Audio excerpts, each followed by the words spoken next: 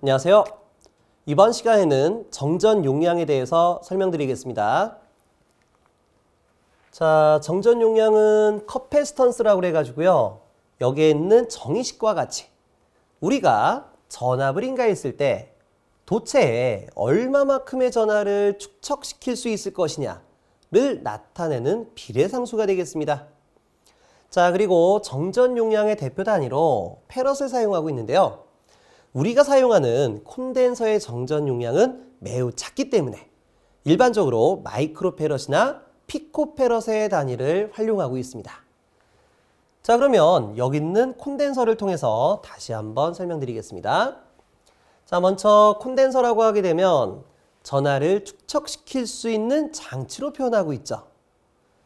자, 그리고 여기 두 콘덴서의 극판의 재질과 단면적, 그리고 극판의 간격이 모두 동일하다고 할 때, 자, 이 첫 번째 콘덴서는 양 극판 사이를 진공 상태로 둔 진공 콘덴서라고 하고요. 두 번째 콘덴서는 유전체를 삽입한 유전체 콘덴서라고 하겠습니다. 자, 그러면 이 콘덴서에다가 동일 전압을 인가하게 되면 우리가 지난 시간에 학습했던 것처럼 여기 있는 유전체 콘덴서가 진공 콘덴서보다 유전체가 가지고 있는 전기적인 특성 비율, 즉 비유전율 크기만큼 더 많은 전하를 축적시킬 수 있다라고 했습니다. 자, 그 이유는 뭐예요? 자, 이 콘덴서 극판에 플러스와 마이너스의 전하를 축적시키면, 다시 말해 이렇게 축적된 전하를 우리는 진전하라고 표현하죠.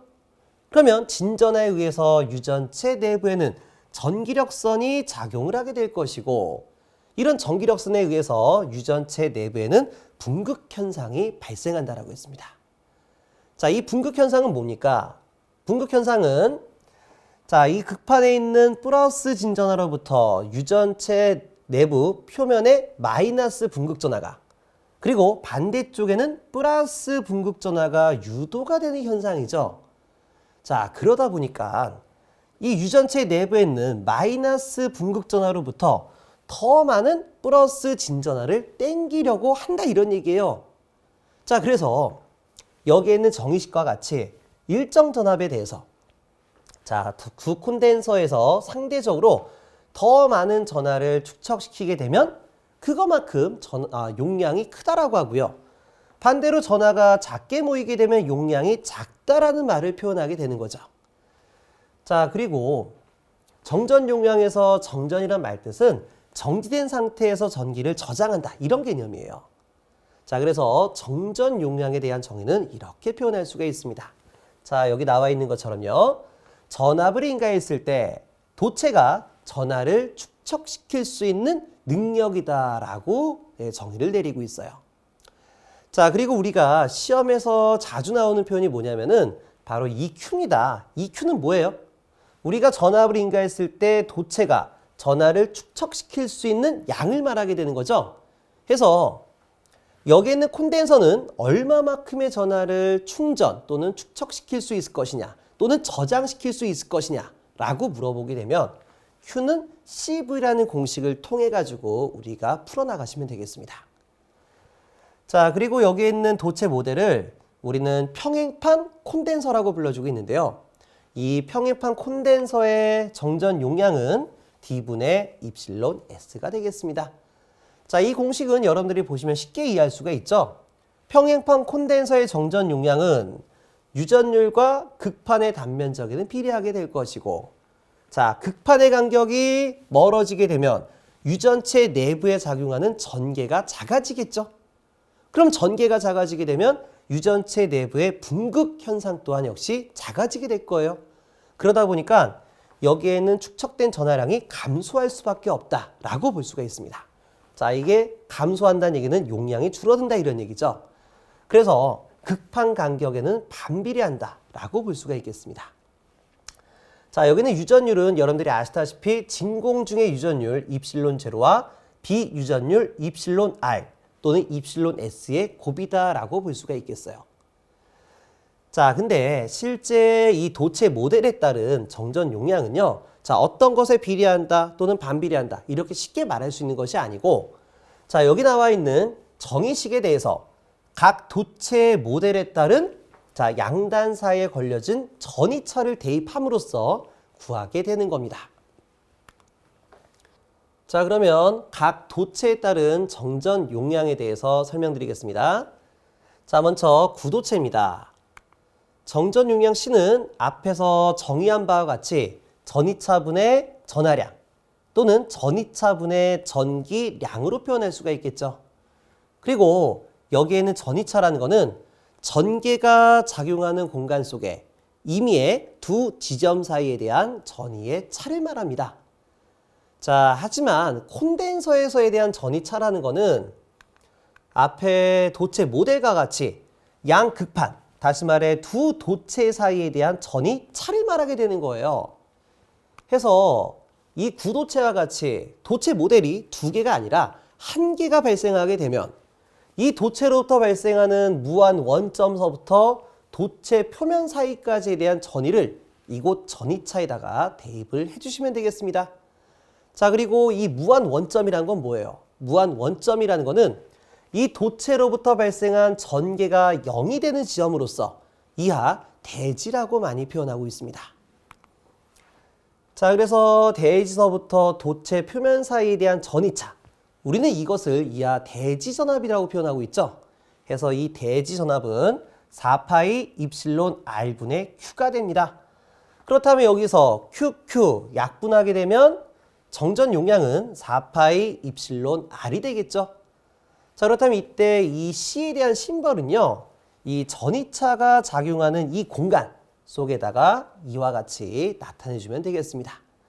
자, 물론 이거는 우리가 대지서부터 도체 표면 사이까지에 대한 정전 용량이다 라고 해서 C 서피스 해서 CS라고도 많이 표현하고 있어요. 자, 두 번째는 동심 구도체인데요. 자, 이거에 대한 모델은, 현실적인 모델은 제가 잘 모르겠어요. 근데 책에 있는 내용만 따지게 되면은요, 여기 반지름 A메타가 되는 구도체가 있는데, 이때 반지름 B메타가 되는 이 절연체를 이렇게 입혀놓은 거예요. 그러다 보니까 전하가 축적될 수 있는 공간은 바로 이 내부에 있는 도체뿐이다 라고 볼 수가 있겠죠.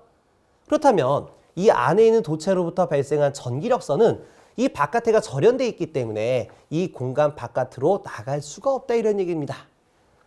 자, 그래서 자, 우선 이 도체와 절연체, 근데 우리 자기학책에선 두 도체라고 표현하고 있어요. 해서 두 도체 사이에 대한 전이차라는 거는 VA, A점에서의 전이에서 B점에 대한 전이를 빼주면 된다라고 볼 수가 있겠죠. 자, 그렇다면 A점에 대한 전이는 4파이 입실론 A분의 Q가 되고요. 이때 Q라는 거는 요 안에 있는 도체에 축적되어 있는 전하량을 말하게 되는 겁니다. 자, 그리고 B점에 대한 전이는 4파이 입실론 B분의 Q. 자, 이때 같은 Q가 되겠죠. 자, 그래서 두 개를 빼게 되면 우선 4파이 입실론 분의 Q로 묶을 수가 있고요. 자, 이거를 다시 한번 정리하게 되면 4파이 입실론 A, B분의 Q 가로 열고 B-A로 정리할 수가 있겠죠. 자, 그렇다면 정전 용량에 대한 정의식에서 전이차식을 대입하게 되면 또다시 QQ 약분하게 되고 여기에 있는 4파이 입실론 AB가 번분수로 올라가기 때문에 동신구가 가지고 있는 정전 용량은 B-A의 4파이 입실론 AB가 되겠습니다. 자, 그래서 가끔씩 어떤 시험 문제가 나오냐면요. 이 동신구도체에 이 도체 A와 B에 대한 크기를 n배만큼 증가시킨다.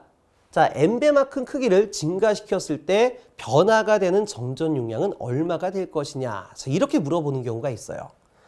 자, 그렇다면 여기서 이 A와 B를 각각 n배 시켜볼게요. 그러면 nB-NA가 되니까 n으로 묶이겠죠. n으로 묶여요. 그 다음에 여기 NA 곱하기 NB가 되면 NN 곱해지면 N 자승이 되겠네요. 그러면 이제 여기서 묶여진 N과 N 자승을 서로 약분하게 되면 몇 배가 됩니까? N배가 되는 거예요. 그래서 우리가 동신구도체의 크기를 N배만큼 키우게 되면 용량도 몇 배가 된다? 자, 밥통 크기가 커진 것만큼 용량도 똑같이 증가하게 되는 겁니다. 그래서 역시 밥통 크기가 N배 커지면 용량도 N배가 커진다 라는 부분도 기억을 해주시길 바랍니다. 자, 여기도 마찬가지로 전이차가 작용하는 공간 속에다가 C를 그려주면 되겠죠? 자, 다음으로 동심 원통으로 만들어진 동축 케이블이 되겠습니다. 축이 같다 이런 얘기죠. 그래서 여기도 마찬가지로 이 안에 있는 게 이런 원주 형태를 띠고 있는 무한장 직선 도체가 되는 거고요. 바깥에는 절연체가 되는 거예요. 여기가 절연체가 되는 겁니다. 그리고 여기 안에는 유전체로 이렇게 채워 넣게 될 것 같아요. 그러니까 여기가 도체, 여기가 유전체층, 바깥에가 절연체층이다라고 보시면 되겠습니다. 자, 그렇다면 여기서 정전 용량 C는 V분의 Q에서 이때 원주 형태를 띠고 있는 무한장 직선 도체에 대한 이 사이에서 작용하는 전이차는요. 2파이 입실론분의 람다의 ln a분의 b가 되겠습니다. 자, 이때 도체 반경이 a, 절연체까지의 거리가 b메타가 되는 거예요. 그리고 여기서 람다라는 거는 선전하 밀도가 되는 겁니다. 그래서 여기에 있는 총전하량은 선전하 밀도 곱하기 도체의 길이가 되는 거죠. 그렇다면 여기서 람다와 람다가 지워지고 2파이 입실론이 번분수로 올라가지게 되면 자, 정전 용량은 ln a분의 b의 2파이 입실론 l이 되겠습니다. 자, 근데 여기서 이 l이라는 건요. 자, 이 도체에 대한 길이를 말하게 되는데요. 제가 초반에 뭐라고 그랬습니까? 이 도체를 표현할 때 원주 형태를 띠고 있는 무한장 직선 도체다라고 나타냈죠. 그렇기 때문에 선의 길이가 무한대가 되면은 이 용량, 정전 용량을 구할 수가 없어요. 그래서 일반적으로는 단위 길이당 정전 용량에 대한 표현을 사용하고 있습니다. 그럼 어떻게 되겠어요? 여기에는 L을 지워주고요. 이때 단위를 페럿 퍼 메타로 가져가면 되겠죠? 해서 단위 길이당 정전 용량에 대한 표현을 더 많이 활용하고 있다는 점도 기억하시길 바랍니다. 자, 그 다음에 이제 또 한 가지 기억하실게요. 이 동축 케이블에 대한 크기를 이 A와 B를 각각 N배 증가시키면 자, 이때도 역시 용량이 N배 커지냐? 자, 그건 아니에요. 자, 여기 공식을 보게 되면 여기 A와 B를 N 키워봤자 어차피 서로 약분되게 되면 용량에 대한 변화는 없겠죠. 그래서 동심구도체를 키우게 되면 그거만큼 비례해서 용량이 커지지만 동축 케이블은 크기와 용량 관계는 용량은 관계가 없다라는 것도 우리가 기억을 하셔야 되는 부분입니다.